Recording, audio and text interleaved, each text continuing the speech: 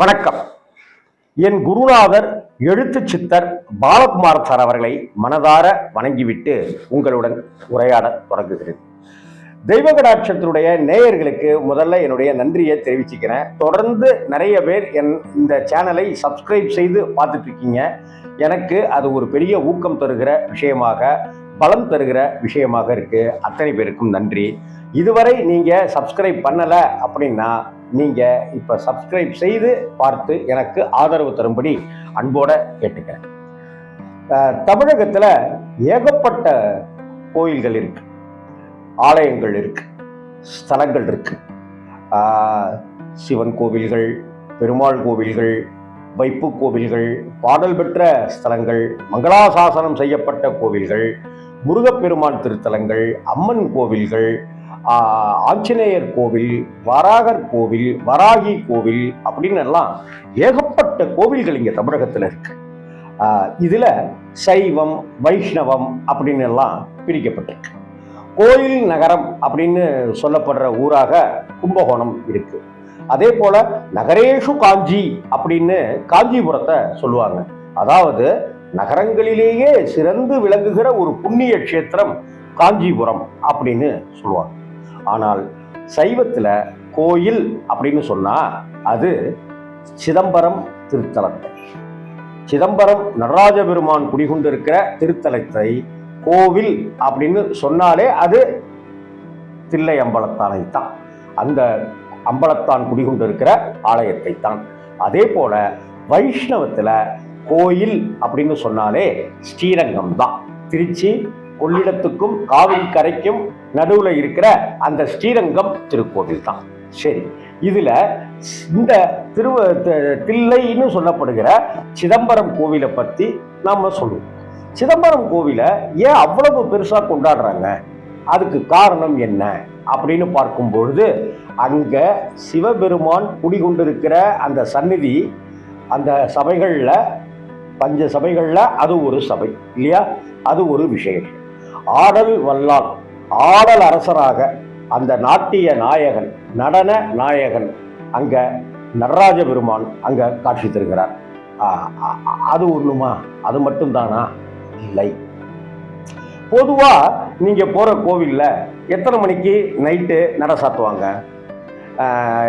தமிழகத்துல பெரும்பான்மையான கோவில்கள்ல எத்தனை மணிக்கு நட சாத்துவாங்க?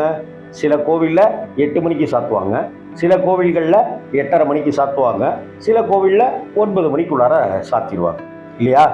இங்கே தமிழகத்தில் இருக்கிற பெரும்பான்மையான கோவில்களில் 8 மணிக்கு நடை சாத்துவது வழக்கம். 8 மணிக்கு நடையெல்லாம் சாத்திடுவாங்க.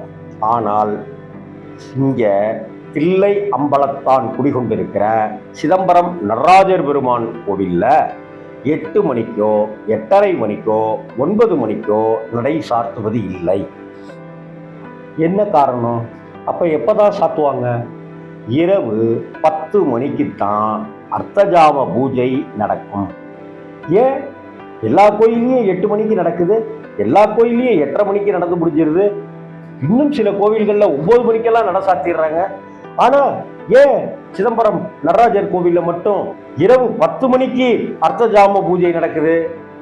அதற்கு புராண ரீதியாக அந்த கோவிலுடைய ஸ்தல சம்பந்தப்பட்ட வரலாறுகள் சொல்லுகிற விஷயம் என்ன அப்படின்னாக்க, தமிழகத்தில் எத்தனையோ திருக்கோவில்கள், சிவாலயங்கள் இருக்கு இல்லையா, அந்த சிவாலயங்கள்ல நடை சார்த்தப்பட்டு, அதாவது அர்த்தஜாம பூஜை நடந்து நடை சார்த்தப்பட்டு பூட்டப்படுது கோவில்.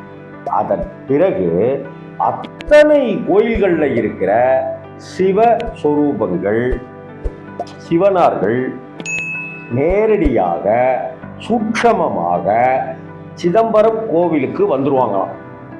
10 மணிக்கு நடராஜ பெருமானுடைய அழகையும் அந்த அலங்காரத்தையும் அந்த ஆட்டத்தையும் கண்டு ஆனந்தமாக பூரித்துவிட்டு அதன் பிறகு அவரவர் கோவில்களுக்கு சிவன் சென்று விடுவதாக ஸ்தல புராணம் சொல்லுது. இது உண்மையா? இது நடக்குமா அப்படின்னு உங்களுக்குள்ளார கேள்வி வரலாம்.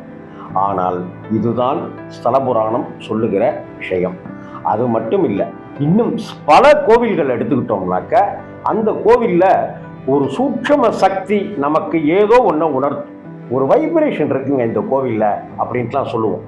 அதற்கு காரணம் என்னவா இருக்கும் அப்படின்னாக்க, இன்றைக்கும் பல கோவில்களில் சிவாலயங்களில் அர்த்தஜாம பூஜை முடிந்த பிறகு முனிவர் பெருமக்களும் சித்தர் பெருமக்களும் அங்கு வந்து சிவனுக்கு மந்திர ஜபங்கள் சொல்லி தவம் செய்து பில்வார்ச்சனை செய்து பூஜிப்பதாக இன்றைக்கும் பல கோவில்களில் சொல்லப்படுவது வழக்கமாக இருக்கிறது.